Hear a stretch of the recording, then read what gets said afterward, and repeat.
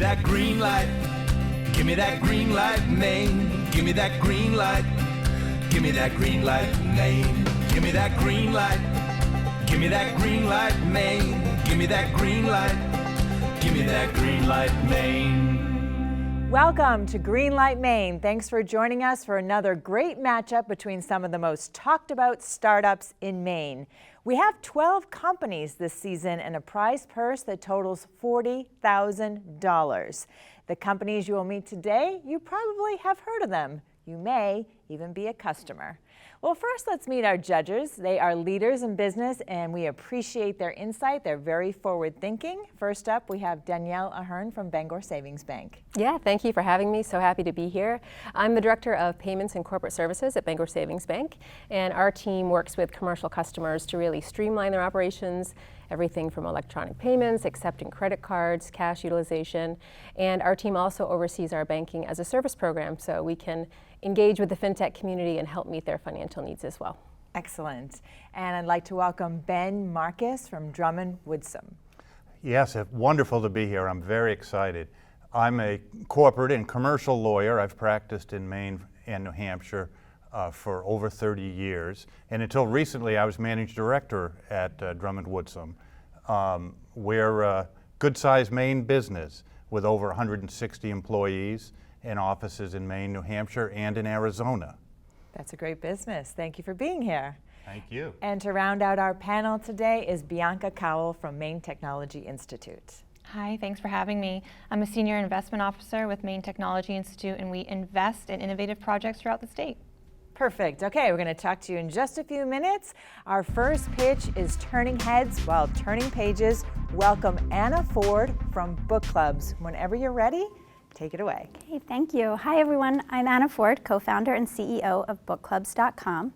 Book Clubs is a social network for readers and a community organizing platform that makes it easy to start, manage, and join a book club. It's available on the app stores and at bookclubs.com. Years before Book Clubs was a startup, my co-founder Ian and I built it to help my personal book club get organized and stay together.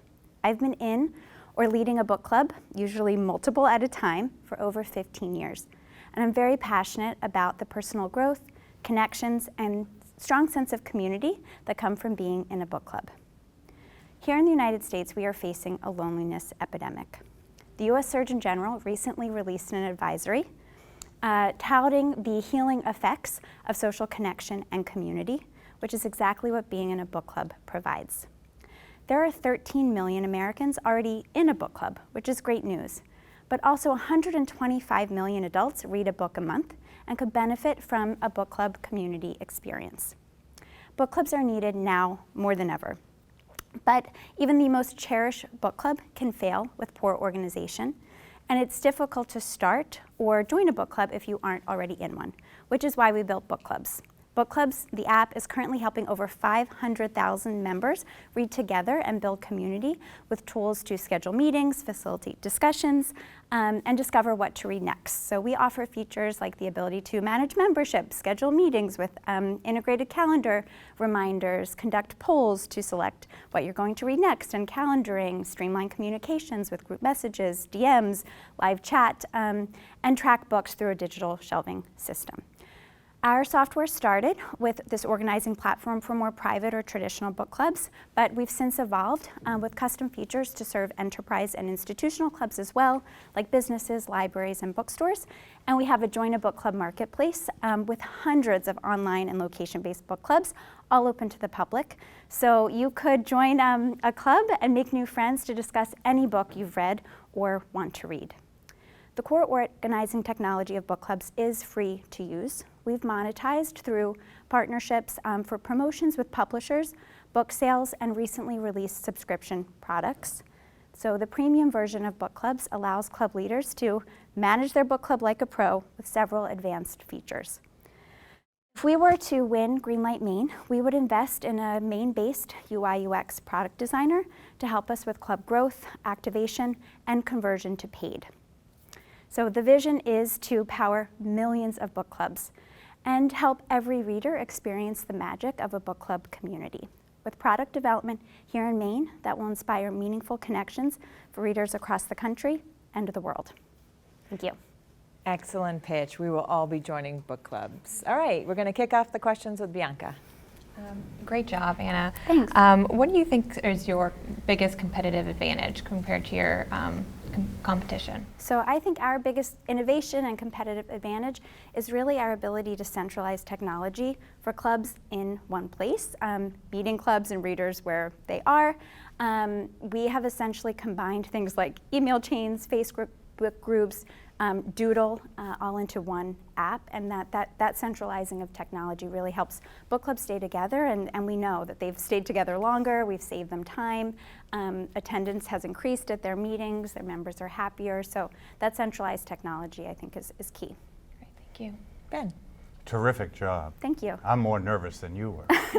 I'm curious, do your customers or your subscribers, do they meet virtually, or do you encourage or facilitate them getting together in person? Great question. So we help support meetings of all types. So before COVID, 90% of the clubs met in person. We were an online tool to help people meet offline. That changed quite a bit during COVID. We helped clubs adapt. We adapted our technology to support virtual meeting. And so now we really have a mix. Some clubs that are online, some that meet in person, some that are hybrid. We even have a growing number of clubs that don't meet at all, but just use our discussion boards for live or asynchronous chat, and that's how they stay connected. Thank you. Mm-hmm. Danielle. Awesome job. Thanks so much for sharing. I'm curious about your current user base, the mix of those enterprise clients versus, maybe your more standard consumer clients, and what you've seen for a trajectory for growth since your onset.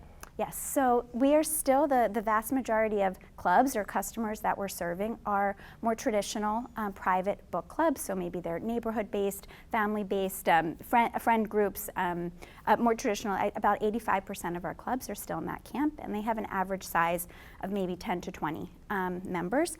But where we are seeing the biggest growth is on the public online book clubs, some of which have thousands of members, and on the corporate and enterprise side of things, we are serving many large companies. Bangor Savings is one of them, but the book clubs themselves within some of the larger institutions still tend to be smaller or team-based. Bianca. Tell me about your customer retention rate. Is there what's the turnover like? So that's a great question. So we see that clubs on book clubs, once they activate, stay active for about at least 3.5 years.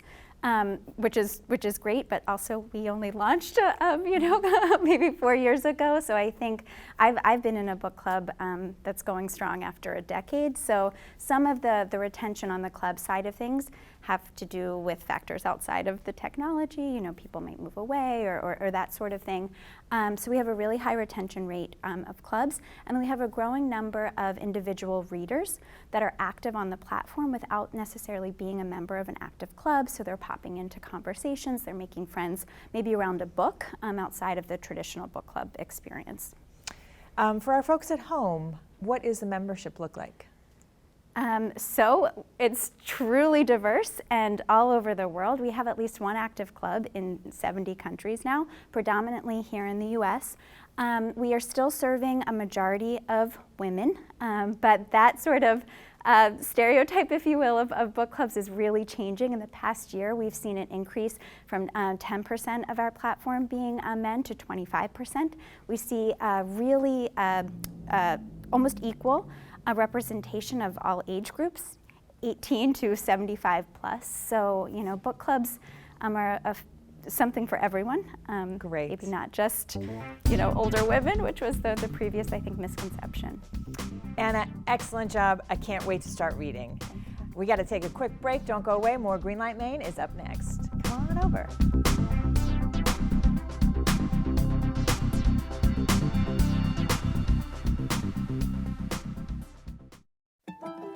Bangor Savings Bank, committed to investing in its employees, customers, and communities to help create a stronger Northern New England.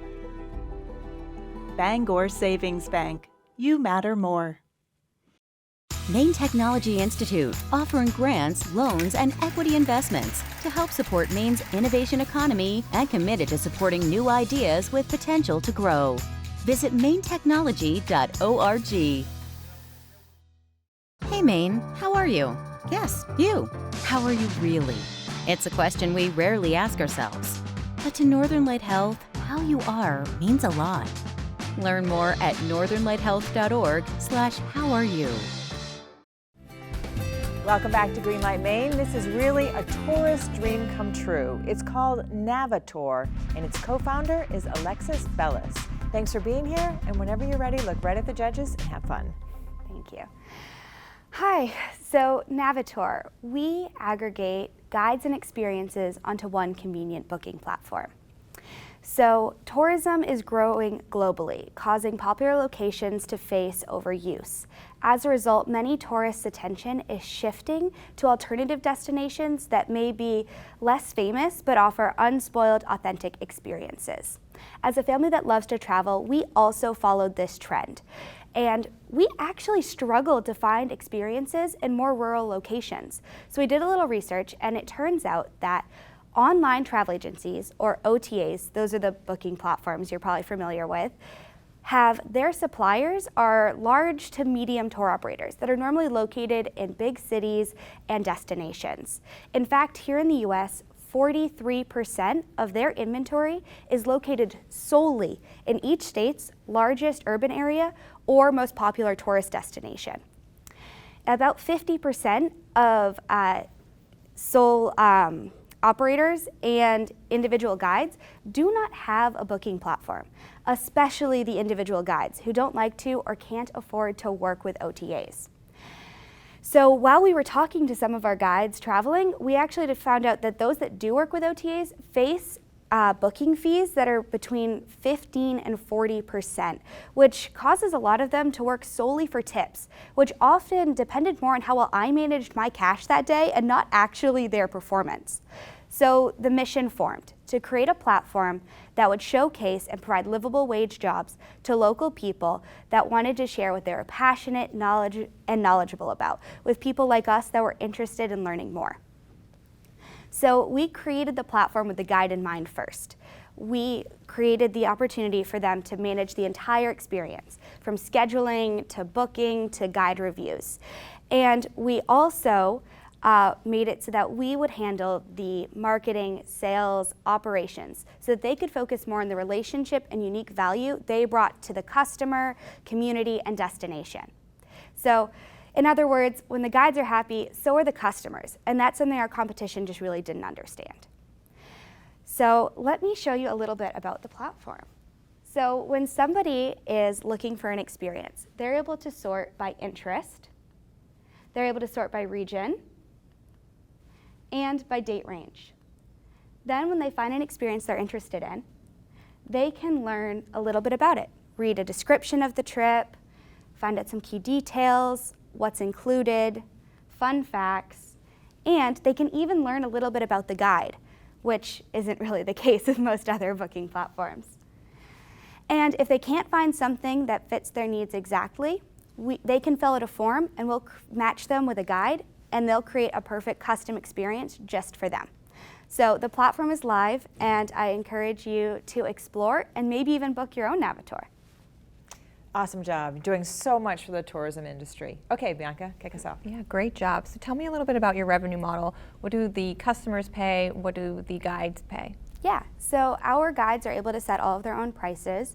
We take a 7% commission from them, and we charge a 10% booking fee to the customer. Ben. Yes, are you, first of all, great job. Thank you. And great idea. It's wonderful that these smaller local guides have an advocate like you. Are you just limiting yourself to Maine, or are you going to branch out? So we are from Maine, and we are started here because we knew the community and the people, but we are actively expanding into New England right now. The next two states we hope to go into will be Vermont and New Hampshire. Good thinking. Danielle. Thank you, great job. I'm curious, how do you measure the customer experience with the individual guides? Yeah, so we have set up automatic follow-up emails and that sort of thing with tons of surveying and reviews. So we have that all built right into the platform so that they're able to review each guide. We actually have it set up so that they can review the guide and the experience separately, so that way you know, if there's like a rainy day or like they didn't see the thing that they wanted to see, they can have that experience about that listing, but they can really speak separately about the guide, so we can gather a lot of that information. Great answer. Bianca. How do you connect or find the guides and onboard them to your platform? Yeah, that's a great question. So that was something that we were like really worried about at the beginning. We're like, how are we going to get at these guides? Because like we said, it's really hard to find them. As you all must know, in Maine, you got to know a guy who knows a guy to find the guy who can take you fishing. And so what actually turned out is it's been pretty easy. We have over 145 guides on the platform right now. And we found them through tons of guide associations and organizations that exist in the state.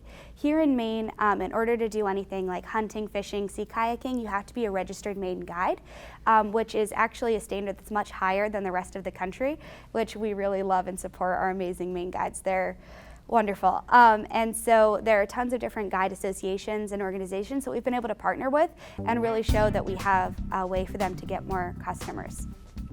Awesome. Excellent pitch. You guys are off to a great start, so we wish you the best. All right, Navitour is where it's at for the Maine experience. We have to take a short break. When we come back, our judges are going to deliberate. We'll be right back after this word from our sponsors.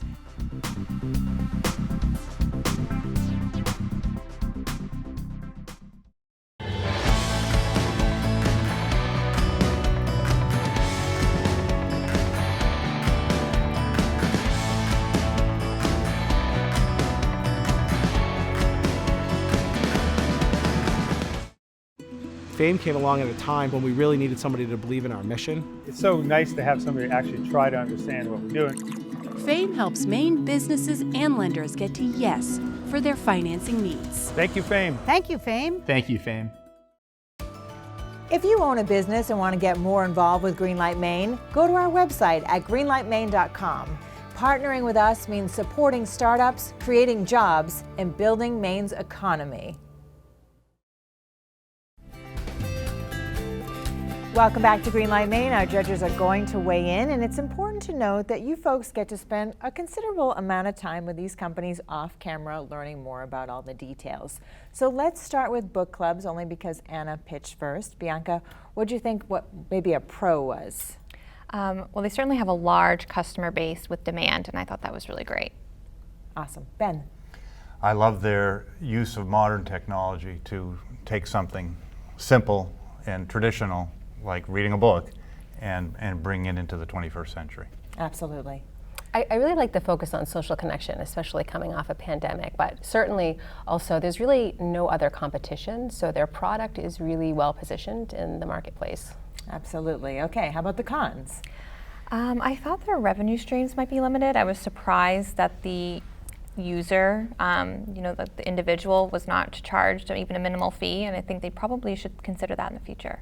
Yeah, absolutely free for anybody to log on and start reading books. And that's great. But we'll see how that bodes for the future. Right, even if it was like something like $10 a year or something like that. Okay, Ben. Well, apart from Anna's connection, being here in Maine, the company isn't really tethered to Maine. I think it's going to be very successful. If it gets sold, it may leave Maine, and that's a concern. Right, because of the ability to stay in Maine and scale and create that beautiful Maine story, driving the economy, creating jobs. Yeah, and really just to piggyback on what Bianca said, just staying relevant, that customer base, client retention, and being thoughtful about the growth in the different market segments and how you manage that, I think will be really important for them going forward. Absolutely. She definitely knew her business. She knows her competition. There's not a lot out there, so she's well into this company, so no matter what happens, she's going to do tremendous. Yeah, she's a very knowledgeable founder. Yes. Okay, let's switch gears now to Navitour and Alexis. Yeah, she did great. I thought there's a significant impact for Maine's tourism industry, so that was great. Absolutely. Just she knows all of these guides. I loved how she said that it's always about someone who knows a guy who knows a guy who knows a guy who can take you fishing, so we can just cut to the chase and find who we want. That's right. Ben? Well, positive is we really can't think of any competition that she has. The big aggregators are just not, as down in the details as they are knowing the individuals. All of us have probably used those aggregators, and you don't know who's going to show up. Here, you know who's coming. Great.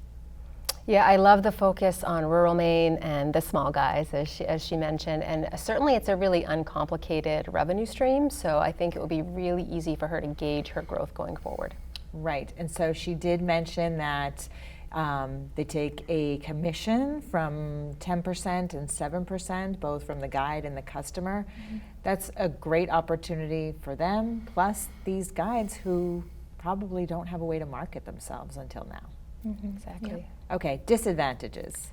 I think it's going to be a challenge to find and vet their tour guides across the country, especially as they're looking, West Coast. I think that's going to be a significant challenge and time-consuming. A lot of time, right. So they know everybody in Maine. I mean, they're a great Maine company, but when you start expanding across the country, they're going to have to hire people who are those kinds of people in those states. Mm-hmm. Well, this may just be me, but I'd encourage them to think about the name. It seems sort of nautical, and that's not what they're about.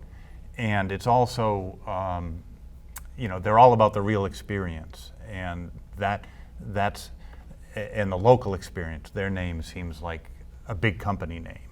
I'd like something more local. Okay. Yeah, I would just continue to think about scalability, as we talked about. It's a lot of work, I would think, to get that network of guides. And certainly in Maine, where we have the Registered Maine Guide Network, there's a ready source for that. But as you start to expand, similar to what Bianca said, I would just wonder how they might manage that process of scaling to other states. Perfect. Okay. Well, these are very thoughtful, great comments. And let's just do one closing comment if you want to just say something for each company, maybe what you would like to see if they make it to the finals. I would like to see book clubs elaborate more on their revenue model and their ability to stay in Maine. And I think for Navitour, how they're going to expand out of Maine. Perfect. Those are great comments. I follow those. Awesome. I'd like to see some more detailed information about Book Club's client base and then what their plan is for anticipated growth in each one of those segments. I think that will help answer some of the revenue questions. And for Navitour, again, it's more on the guide front. So what is your plan to continue to build that network going forward? Awesome. Well, thank you so much. You've done an amazing job. You're going to vote, and we are going to come back, and we're going to have a winner. So don't go away. More Greenlight Maine is coming up after a word from our sponsors.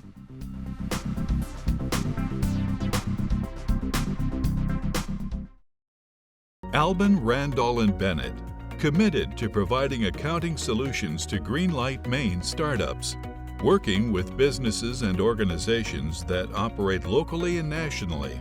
ARBCPA.com.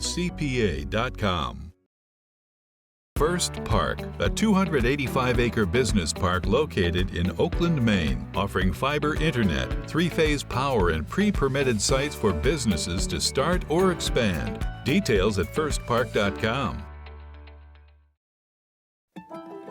Bangor Savings Bank, committed to investing in its employees, customers, and communities to help create a stronger Northern New England. Bangor Savings Bank. You matter more. Hey everyone, my name is Ben Davis with OpBox. We're here tonight at the Clam Bar Portland on Commercial Street, downtown Portland, Maine, surrounded by a few of our hospitality OpBoxes. At OpBox, we manufacture modular buildings, and since winning Greenlight Maine, we've been really busy. We've built a bunch of our retail units. We've deployed our first full-scale OpBox village in South Boston, and now we're gearing up for our next phase. Since winning Greenlight Maine, we've had a ton of attention and awareness brought to us thanks to the show, and it's helped us really gear up and get ready for our next phase, which is residential construction. In our new space in Mid-Coast Maine, we're really going to be able to utilize our EcoSit building system and be able to make homes for Mainers all over the state fast, efficient, and really high quality. Our new space will be able to build upwards of about 10 accessory dwelling units a month, and we're looking forward to our next phase of growth. Welcome back to Greenlight Maine. We just heard from two amazing companies, and our judges really struggled with this one, but we do have a decision. Judges, I'm going to count you down from 3. 3, 2, 1. And that means Book Clubs gets the green light. Congratulations to Anna. She is moving on in the competition. Thank you for being with us. You are supporting local business just by tuning in each week. And we encourage you to check out all of our episodes on greenlightmaine.com. We'll be back next week with 2 more companies. Until then, have a productive week. Congratulations. Yeah, great job. Greenlight Maine would not be possible without the support of all of our corporate sponsors. Thank you. Furniture for Greenlight Maine is provided by Chilton, a Maine company offering a modern take on traditional New England wood furniture. Hotel accommodations for Greenlight Maine are provided by Hilton Garden Inn, Auburn, Riverwatch,